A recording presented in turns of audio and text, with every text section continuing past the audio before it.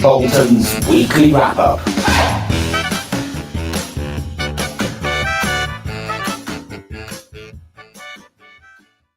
Hello. Hello, Ben. Hello, Jeremy. Happy Christmas. Yes. Oh, that doesn't look even red, does it? No, it's white. It's red on here. But anyway, that was my thing. Didn't work. Here we are. Hello, everybody, and welcome to this week's edition of Burgess Bolton's Christmas wrap-up, where we are going to look at everything that's happened, absolutely everything that's happened over the course of the year in around about 35 minutes. So yeah, good luck with that. But yeah, we'll be having a little bit of news, and then we're going to have some awards, because there aren't enough awards, are there, Ben? I think we can. No, we're always saying let's have more awards. Let's have more awards. Yeah. So we'll be actually awards are important to industries. They are important. They matter, and people moan about them, but when you get one, you can't help but be flattered. That's it. Right. So I'm told. Let's start with the news then. There's lots of these kind of newsletters that come out this time of year, which kind of look at the year, look at the reviews and things like that. This McKinsey one is particularly good. Actually, it's a pretty good weekly newsletter anyway. And I'll put a link into the website on LinkedIn. But this I thought was interesting because they've got a year in charts, and this is everything actually. When you look at it, they look at kind of global health and trade and all that kind of thing. But the first stat that they put up, the first chart rather, is the kind of digitization and AI chart. So looking at the way that these tools are impacting different industries, and interesting enough, by chance really, insurance is there as the first one. And really what they're saying is that those early adopters or fast follow in terms of adopting digital and AI are starting to outperform competitors. Now you could say, well, yes, that's obvious, but it isn't, because we've talked for a long time since AI has come around really to really say, where are the use cases for it? Is it a solution looking for a problem, or whatever the phrase is? But actually, this is an interesting chart to say, no, it is really driving maybe not competitive advantage, but certainly efficiencies and adding to performance, outperformance of their peer group. So it's pretty interesting chart, I thought. Yeah, it is actually. Yeah, and I certainly think it's on the efficiency side you can see that, and I think because of the nature of it, which we've talked about this year a lot, is it's fairly democratic. It means everybody can have a go at it. So the speed of adoption is probably key here. Although I know there's other data saying lots of companies aren't yet pushing it as hard, but they may be looking in the wrong places. I think, maybe not looking at the boring stuff that's being done that is working. But I tend to prefer the phrase machine learning, because I think AI goes a bit too far in a lot of cases. But the fact that machine learning is being invested in so heavily, I noticed that Apple are going to put ChatGPT onto their phones soon and things like that. So there's a huge rush really to implement all of this. So good to see that it is actually working. Of course, you've got to look longer term at all of this and what it'll do. But yeah, very interesting. Good stuff. There's one other chart I was just going to put up as well. I don't know if you can see this properly, but it's the impact of AI on various kind of sectors, which again I thought was pretty interesting, because we've talked about kind of the way that AI is going to impact different areas of the business, and also how we use it within our businesses, and how quickly it becomes BAU when you kind of get it right. But anyway, I'll put the link up on the on the LinkedIn group because there's a ton of them, and there must be 20 or 30 charts. And I was just scrolling through, going, "This is really interesting stuff." Yeah, that's a good report. I like a bit of data visualization. Yeah, I think for sure. It really the trade one is, I haven't got that here, but the trade one's really interesting because you see they draw the lines, and the thickness of the line is the amount of reciprocal trade that they've either got with a nation or a continent or whatever. And the UK is just kind of out there on its own with one little line going to the US. Oh, really? One bigger line kind of going to the EU, and that's it. The rest of the world. Brilliant.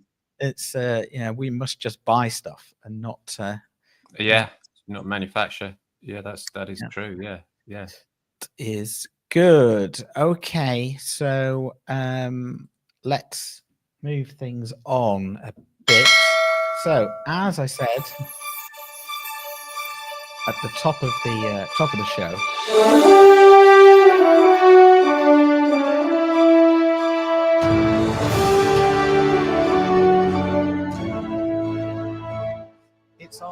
it's our awards. So you've got to have some kind of music to ramp it up a bit. Production value is brilliant. That's what we're known for. Brought a tear to my eye, that. Yeah, me too. So we've had a look at I guess the stuff that we've been talking about over the past 12 months or so, and we put a few award categories together. The first of which is kind of deal maker of the year. We're going to kind of look at some of the stuff that's impacted London market, but perhaps wider as well. Do you want to run through these, Ben? Sure. Yeah, so this is the first one. So we've rather slightly randomly, but we've been through the back catalogue of all the discussions this year. So that's where these categories somewhat come from, as well as our own personal preferences or peccadillos. And the first one we felt was important, which came up a lot, was the deal making, and always would be in most awards, I think, but deal makers of the year. So there's a lot of deals going on, consolidation we've spoken about, which is happening. So there were 4 players we put up here. So Aon with various deals, E1 in the US being the biggest, but Griffiths and Armour recently in the UK, Aviva with a quite high profile, Probitas and Direct Line Group, which has just been on the front pages this last couple of weeks in terms of those deals. So very active business Aviva at the moment in terms of its acquisition sort of objectives, and it's meeting them. AJ Gallagher, a purchase of Assured Partners, so a huge deal. This making them 50% bigger as a business, 11,000 new employees through this, which is a bunch of basically MGUs or MGAs, whatever they're called, managing agents or agents in the US, which they were already dealing with, but bringing them right into this group. So that's a big change again in this SME, this really competitive SME market. And finally, Marsh and McGriff in the same space. So if you look at it, you kind of say, okay, there's some, maybe Aviva's maybe slightly different, but moving the other way to try and acquire both a personal lines and a specialty play. Anyway, all very interesting. What it tells you, I suppose, is just consolidation and grabs by big players to make sure they've got share. So some quite big risks taken. But anyway, so do you want to announce the winner, Jeremy? Yeah, let's do it.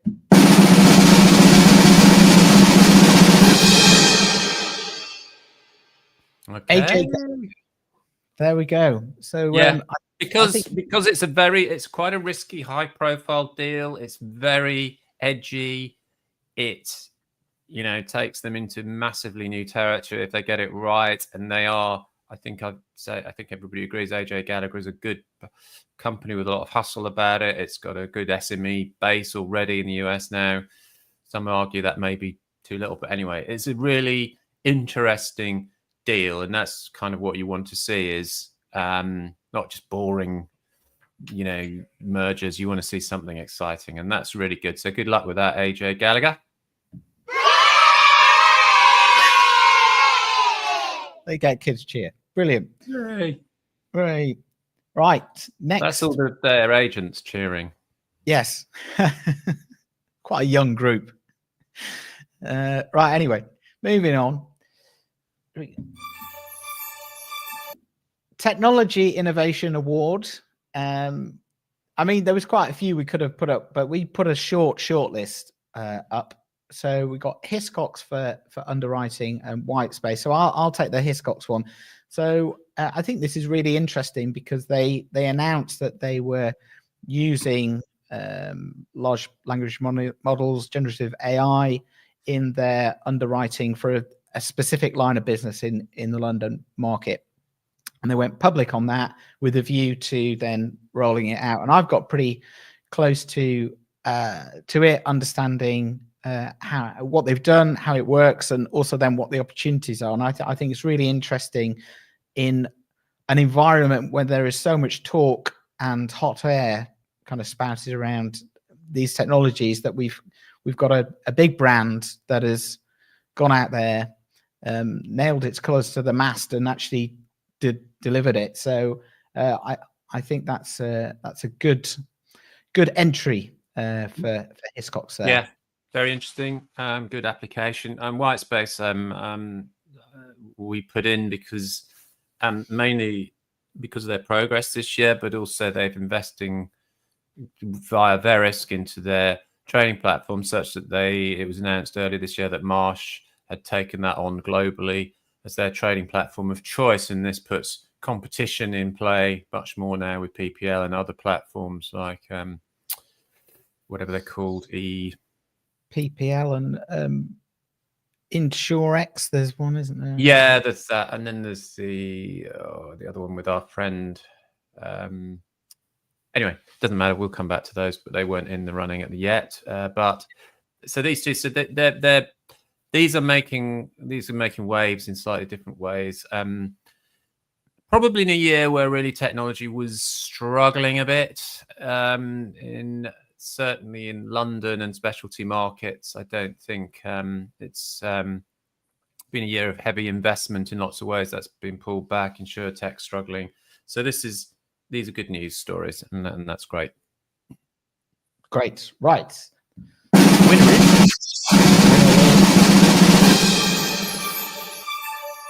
It's Hiscox. So I went for Hiscox. I went for Hiscox because I think, as well as delivering the technology and proving that it's applicable within the London market, I also think that as it rolls out into other lines of business, other opportunities will be seen. And I also think, and I believe, that actually this type of technology, now it's been proved, will in the next, 3 or 4 years become, that the hygiene factor for writing business in certain lines. So I think now kind of that glass ceiling, if you want to put it like that, has kind of been broken. I think fairly rapidly we will see changes in the market, hence why they've got the award, from my point of view anyway. So there we are. Yeah, well done. no, I think it's right, and it's pioneering. It's great. Yeah, good stuff. Right, let's move on to the next one. So the London Insurance Personality of the Year Award. So we got some famous names up there, not so famous names. We spelled Mark Gagan's name wrong as well. That's my fault. Sorry, Mark. We'll get it right. Well, we got his podcast right. We check that on LinkedIn later. It'll be right. Sorry. So yeah, I mean, these are all pretty well-known names. David Howden, who doesn't need any introduction. He's been all over everything and talking about all sorts this year. Not just himself, but also the market, which is great. Nigel Walsh. I think we may have reached peak Nigel Walsh. He's at Google. He was Deloitte. He's passionate, loves insurance, has all that stuff. He's got more selfies than you can shake a stick at everywhere he goes. Big smiling face all over LinkedIn. Nigel Walsh, great personality, all over everything, and a good dad for the industry. Mark Gagan needs no introduction. He has done a great job, I think, this year with Voice of Insurance, and interviewing all of the you know, all the kind of key personalities in the market, and we saw him recently at your Data Jam, so that was good. He's done a good job. Caroline Wagstaff LMG has been doing a sterling job and has won awards for her work from the Insider, I think, on the talent side. But she's been pushing the market forward and doing lots of the sort of lobbying and high-level negotiations around things like captives. So it's brilliant. Caroline Bedford, maybe lots of people, perhaps not so many people know Caroline. She runs EDII, which is a talent development business, but she's a great advocate, and she's one of those people you see at all of the events. She puts so much effort and energy in to this, to the work she does, but also the kind of passion and I think belief in the future of the talent in the markets. She's a great advocate. Roger Ford, who I don't know personally, but he is a fantastic foil, I think, via LinkedIn and other things for what you might call the traditional view, but also he has a great take, I think, on, and a great challenger, I think, to some of the things that are maybe not so good in the market, as well as some of the things that are good. But he's obviously a veteran of the market. He does a hell of a lot of work, I believe, in showing people what Lloyd's is all about. And this isn't all about Gen Z and all that stuff. This is about people who've got the experience and the grey hairs, and he's one of those. And he's a great. He brings it. He tells it as it is, and that's fantastic. And finally, someone who tells it as it is, John Muir, friend of the show, our friend. We did a long interview with him, which is on Insurindex. John was retired this year, and first broker, WTW, first broker to be clapped out of Lloyd's in its history. So, and John has been a fantastic stalwart, personality, believer, advocate, whatever you want to add more words to this, of the market, of London market. So so there probably were more than these, but this was get this bunch in a room and you'd have an interesting conversation. You certainly would. So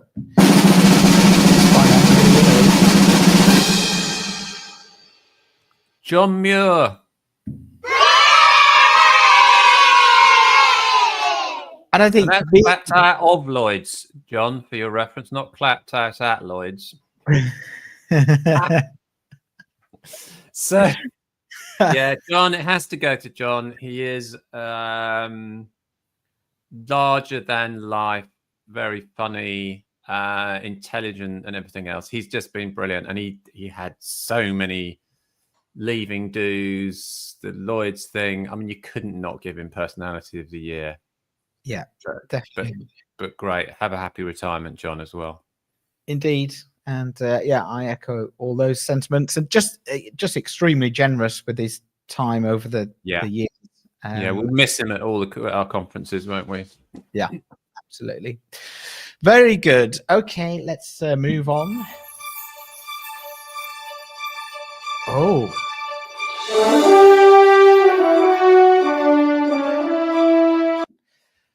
So the biggest non-event. So as we've put a few there, and this really is about, I guess, expectations or hype or stuff that we've seen in the press that actually turned into nothing or didn't achieve expectations.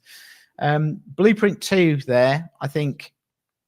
Well, I know it didn't go well at the start of the year.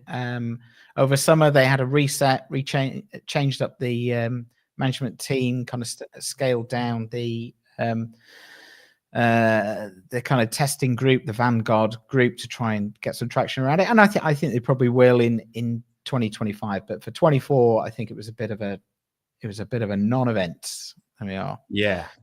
The other two, Insurance pulled out, having set it all up and given it a big blast of publicity and marketing. Came out, lots of analysis of that as to whether that was a good foray and they'll learn from it and come back, or Google will do something. I think, but still it was a non-event because there was some expectation they would ramp up this year and they didn't. So, yeah. There we go. Okay. And the Hiscox there's only one more. The Hiscox takeover, which was mooted that were circling around Hiscox. That created a lot of heat and light in the middle of the year. Share prices went rocketing up, and Lanks and Beasley were in play. Everybody was in play. We all thought it was going to happen, and then nothing happened. Yeah. Might happen this year. Might do. Yeah, could do. 2025. Who knows? Let's find out. It's Blueprint.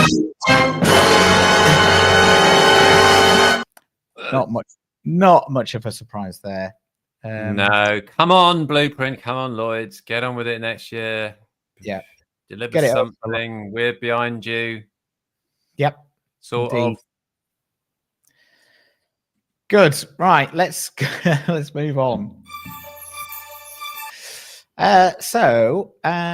We thought we've looked quite a bit, haven't we, at brand this year, and through Insure Index and various things, and the surveys that you run as well. We've been kind of exploring how brand is changing to both compete in a much more digital world, but also compete for talent and skills and capabilities.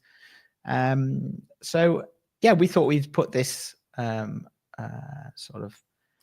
award in there, I suppose. There's some cool stuff going on, and that's because businesses are competing, but also because it's becoming more acceptable, I think, generally, and encouraged to do more B2B advertising. Insurance is a really interesting space at the moment because there's a lot of advertising and what you call out of home or not non-traditional, traditional type advertising happening. So it's not all just in the digital space on LinkedIn and all that. It's actually much more traditional advertising, which is also what some of the big tech businesses are doing as well. So plus ça change, we've got the same sort of stuff happening. So brand building, and the really critical thing is really around the execution and the creativity, the distinctiveness of this, and I think the Hiscox radio ad, I don't know if we've got it and we can play it, but there's a Liberty one as well, which is a TV campaign, both really kind of funny,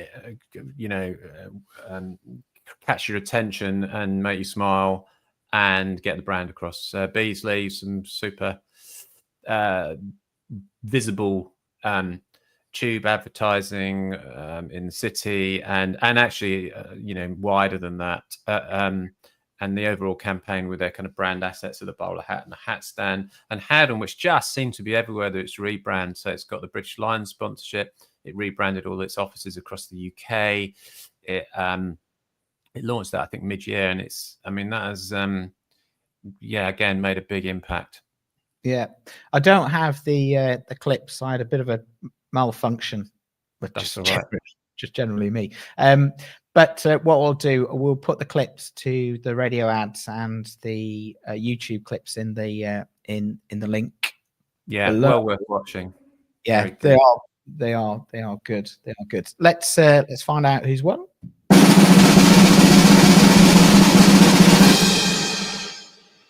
And it is the Hiscox radio. Yeah. So this is interesting, and because we picked very much, we put in the radio campaign, not the wider campaign, and the wider campaign is very good too, but we just felt the radio campaign was really cool. It's probably quite cost effective these days. It's also brilliant content. Often radio advertising is not done in that way. It's done as a sort of perfunctory bit of brand awareness stuff, but this was funny, witty. The one that we would have put up and we'll put up on is about a rip-off rap artist taking someone else's songs, and you get insurance for it. But it makes a really interesting point, and it's clever. It's really good stuff. And I was going to say brave. I don't think it's brave. I just think, please, let's have more of this. It makes life fun when we're working in the industry to see stuff like this, and it helps your brand, right? It helps business. It's good for business. It absolutely does. And I thought they were very funny and creative. And I think we had a show where we were looking elsewhere at other industries, but also abroad in the US, about how they were advertising insurance. And they are genuinely funny adverts. Yeah. And they're engaging, and insurance is one of those products that you need to create that kind of Yeah. emotional link, because otherwise it's just transactional. And I course. think this does Yeah. it really well. And it doesn't matter how you make that link. It's and you don't make that link necessarily by going on the serious purpose of our industry. You make it also by human things like that. It's a product. We're selling a product, and a lot of the time, as we know, it's just you buy the car insurance. That's it. You don't use it. It just sits there. It's a neutral thing, and this brings it to life. And I think it does. I think it will help talent and things like that, because people just want to work for companies that at least appear to be fun and not take themselves too seriously as well, and have the emotional link, as you say, which is really important. So it's good. Excellent. Right, next one. Ooh.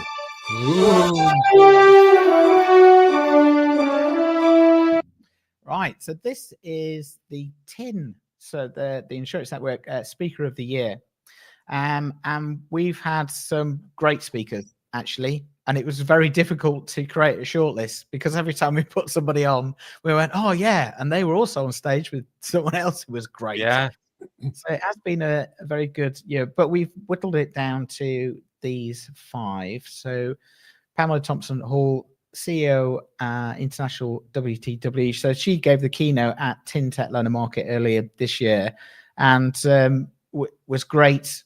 Gave a fantastic, very honest and open talk. Colin Masson at London Market Claims a few weeks ago couldn't make it in person because he had COVID, but actually delivered a brilliant talk over the Zoom call that we managed to hook up, and really set the tone for the day. And those themes that he presented carried on throughout the day. So it was great. It was a very good talk. That I agree.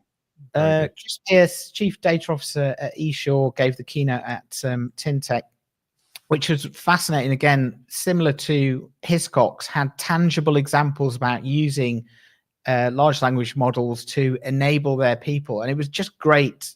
You could see it just clicking in people's mind, going, "Okay, I get it. This is really, really good, inspiring stuff." Tony Fish, who spoke at the Data Jam, if you can catch up with the interview that I did with him on LinkedIn, and if you can understand any of the stuff he's going on about, you've got a bigger brain than me, because he certainly blows your mind. But he's a really creative thinker and gave a great talk. And then Henry Engelhardt, who's a founder and former CEO of Admiral, speaking at TinTech, just telling some home truths about how you grow a business from a startup, as it was only a decade or so ago, to becoming kind of the largest car insurance company in the UK. Just a brilliant insight from a great guy. So yeah, brilliant stuff. That's so I'm looking down the list. So obviously a lot of men in there compared to one woman, but we had almost, I think at almost all the events, we had 50-50 gender balance split, which is kind of the first time that's happened.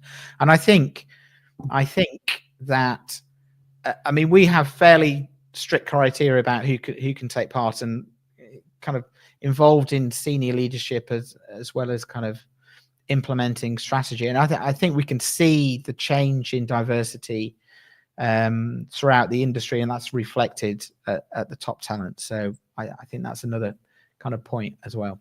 Right, let's find out what. So it is Pamela Thompson-Hall from WTW. So her talk, as I said, was absolutely brilliant. She talked without slides, without a script, to a room of nearly 300 people. And she talked directly and honestly, and people left that presentation with some nuggets, with some words of inspiration, and it just teed up the day. I mean, it was just buzzing from that point onwards. So the award goes to Pamela, which is great. Well done, Pamela. Good. Okay, let's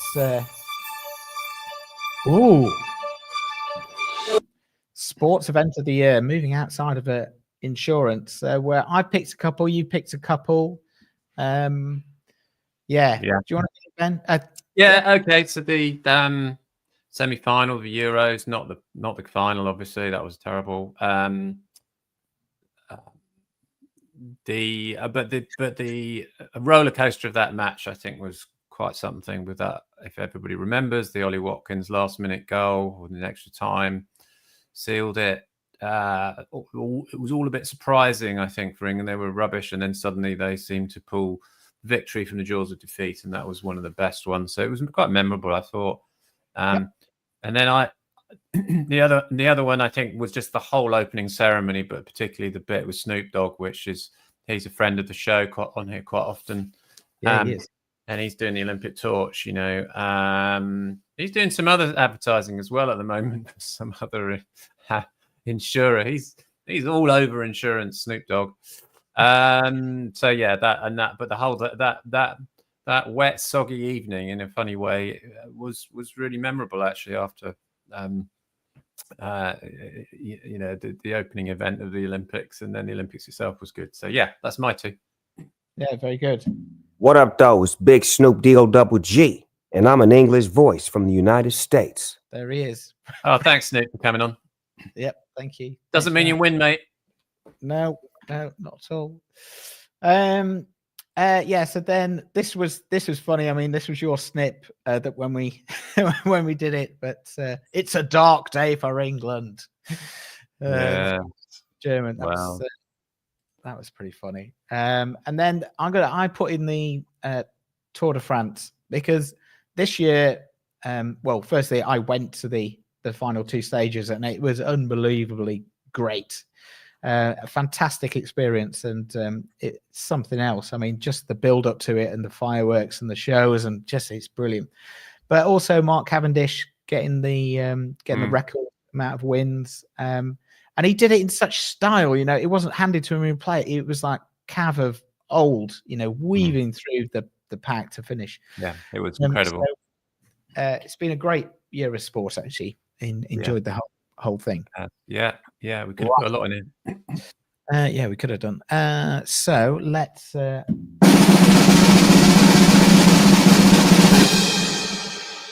it is the Olympic opening ceremony, which is unforgettable for all the wrong reasons.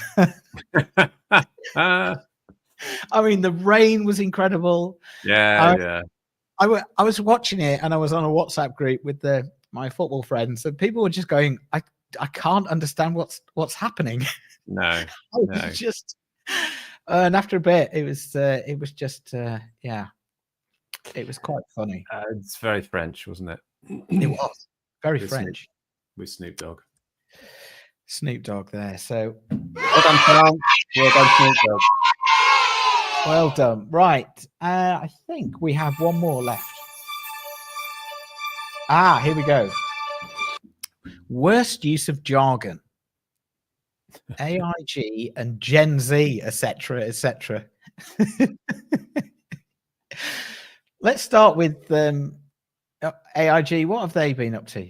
Well, the word I don't like, and I hate, we don't like jargon. We've done a bit of just stuff on jargon on this show. And the word, I mean, I don't mind long words. I don't mind words used, I don't mind complex language. But the words that become these kind of jargon-based words, and the one that has been used by AIG throughout the year, which makes me curl up and die inside when I hear, is allyship. And I know it's got all the best sentiments, and they want it to be about supporting people, and it all sounds lovely, but I just cannot stand the use of this word. I don't know why you don't just use friendship or, something else, but allyship, I don't know. I think you're an ally or you're not an ally. You've messed around with the grammar.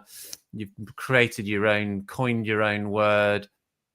And honestly, when you come up, Zaffarino and all that, when they come up on these videos saying we believe in allyship, I don't know if I believe them. I just think you're using jargon to control me with that word. So allyship, I don't like.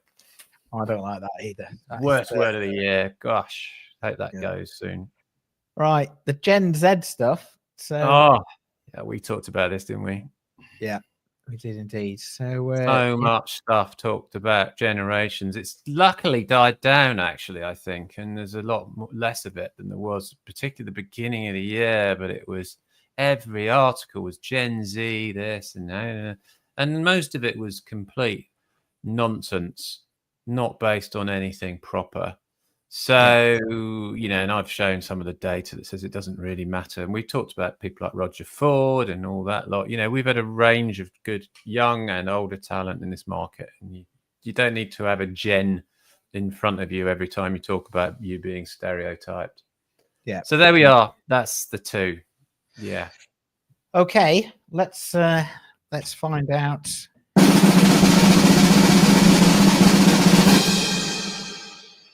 And it is Allyship. Allyship. See, you can't even say it. If someone who was 8 read that, they'd read Allyship. I think it should be cool. I prefer Allyship, to be honest. I just please AIG, we love you as a business. We think you're great. You're a fantastic global insurance business, but honestly, forget the touchy-feely. Get back in touch with your inner self, whatever that is. Whatever that is. So I think that concludes our awards, doesn't it, Ben? Yeah. So yeah, Nice very bunch of moving awards. ceremony, which is nice. And you didn't have to buy a table. I didn't have to buy a table. We're home already. Well, I'm sober. Yeah, sober, can drive. Brilliant. So we don't have to go to that terrible dance thing they always have after awards, which nobody ever does. Because they just want to go home. Yeah. But no, it's good. Yeah, it's good. We'll get those up. Well done to everybody who got an award. Yes, indeed. Well done, everybody. And we'll be back in the new year with our predictions. So normally we do a few predictions, but I think we're going to do that in the new year. We're going to get a few guests on to give their predictions as well, because it's not just about us, it's about everybody. So there we are. Yeah, big show. Right, let's wrap up the year, Ben. What I had a question for you. So something that what was kind of your biggest insurance event of the year, do you think? I mean, a couple spring to mind for me. So for ones that we did, you mean that we were responsible for? Not responsible for, no, just kind of, I'm thinking like the ship hitting the Baltimore Bridge, the biggest kind of insurance event. I mean, that was memorable and had a as a front page news story for almost a week. Yeah, I mean, I think that's right. I mean, that was big. I think the recently, I think the shooting of the CEO and has been, I mean, terrible, tragic, and just kind of crazy in lots of ways. But it has kind of created a debate, rightly or wrongly, about insurance and its kind of ethics. And I don't think you should link the two, but it is interesting how insurance is on the front page more. So that's quite big. I certainly think the Baltimore thing was. Obviously the hurricanes were big. Helen was big in the middle of the year, and then those stories seem to fade a little bit, I think, in some ways. So yes, I think those. I mean, maybe the Baltimore Bridge, but perhaps the other, I guess, is the Aviva saga. The what? Sorry, CrowdStrike. Yeah, the outage. Yeah. It's been a few. They seem to be self-contained, a lot of these stories, don't they? Because that lasted a little while. I mean, it is sort of going on a bit, but the news moves on quite quickly, doesn't it? And CrowdStrike was big, but it almost went into a non-event, didn't it? Because it was meant to be terrible and the end of the world, and like Y2K, if anybody remembers that. Yeah. And then in reality, it wasn't quite as bad as we all thought. It was a few days of a bit of disruption. So you get a kind of exaggeration of some of this stuff, don't you? Like, we're all going to die when these computers go down. And actually it wasn't. It was just, there were a few hospital appointments cancelled. NHS had a bit of issues, but they're back up and running and all is well, Yeah, I didn't even know. I was on holiday at the time. And when I got back, I didn't even know what CrowdStrike was. I just thought it was a new band or something. Yeah, well, that's it. I just don't think that, and it didn't even hit the cyber policies, so that probably meant everybody said, "Oh, let's write cyber then, because you don't even have to pay out." Although they say there are some claims on the back of it now, but yeah. Very So good. those are kind of my I'd say possibly it's a bit about recency, isn't it? The ones that are most recent you kind of feel are the bigger ones, but I bet the biggest event I think was the 55 billion loss on Hurricane Helene in the US. But then there were other, there was a Yaga one in Indonesia or the Philippines, which was huge. But not as many hurricanes as perhaps they thought were going to happen either. So yeah, but losses are up. Indeed. So insurance making it into The news, broader news rather than just the journals, which is sure. And I think that has been true of this year. I think the FT ran some articles on quite a lot of stuff on of insurance and where it fit, how it fitted. And I think it's getting fitted into that climate discussion very strongly at the moment. Definitely. Good. Okay, let's wrap things up. What do you do for Christmas, Ben? Are you a big Christmas family round your house? No, it's over, mate. I don't mind it. I don't mind the day and the lead up to it. It's fine. Yeah, it's not. It's fine. I'm not sure about all of the over planned, endless present buying and things, but no, I do enjoy it. Yeah, I'm here at my home for most of the time, but I'm also visiting the in-laws on Christmas Day.